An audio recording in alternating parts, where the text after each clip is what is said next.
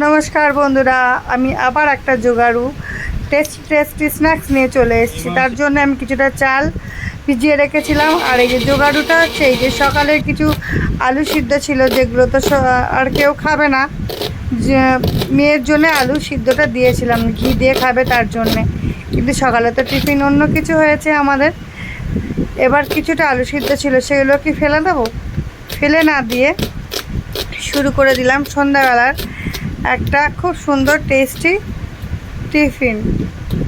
তার জন্য বেশ কিছুটা পেঁয়াজ আর লঙ্কা আমি কুচিয়ে নিয়েছি। কুচিয়ে নেওয়ার পরে চালের গুঁড়োর সাথে পেঁয়াজ আর লঙ্কাগুলো ভালো করে মিশিয়ে দিয়ে অল্প একটু বেসন দিয়ে তারপরে আলুগুলোকে আমি খোলা ছাড়িয়ে নিয়ে নিলাম।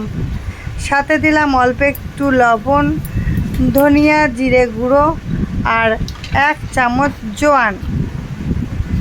এই সমস্ত কিছু মিশিয়ে কিন্তু খুব সুন্দর একটা টেস্ট হয়। আর দিয়েছিলাম অল্প হলুদ। দেওয়ার পরে ওটা ভালো করে মেখে নিয়েছিলাম।